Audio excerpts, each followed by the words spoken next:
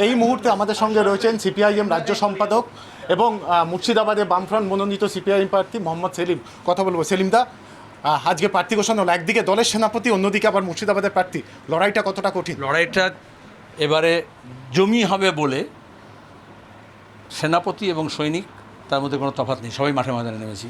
মুর্শিদাবাদের মানুষকে কি বার্তা দেবেন? হৃত গৌরব ফিরিয়ে আনতে হবে, সম্প্রীতি বাতাবরণ ফিরিয়ে আনতে হবে, দুর্নীতি বিরুদ্ধে, আক্রমণের বিরুদ্ধে, দুষ্কৃতির বিরুদ্ধে সবাই এককাট্টা হবে। সংসদে পর্যন্ত মুর্শিদাবাদে আওয়াজ যাবে, আর সংসদ থেকে লড়ে ভিড়ে কেড়ে কুড়ে মুর্শিদাবাদের হক আদায় করব। প্রচারে কোন কোন বিষয়গুলো নিয়ে যাবেন? ওখানে বলবো কি, ওখানে নদী ভাঙন বা একাধিক বিষয় অবশ্যই আছে। নদী ভাঙন তো আছেই, বেকার ছেলেমেয়েদের কাজের প্রশ্ন আছে, শিক্ষার প্রশ্ন আছে, স্বাস্থ্যের প্রশ্ন আছে।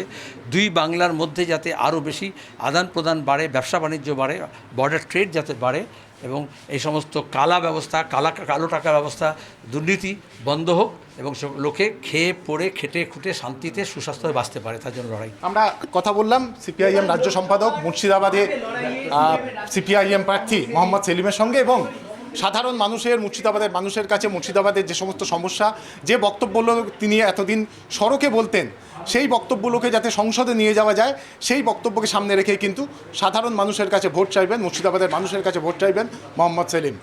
ক্যামেরায় বরুণ ভান্ডারীর সঙ্গে ত্রয়ন চক্রবর্তী, ট্রাইব টিভি, কলকাতা।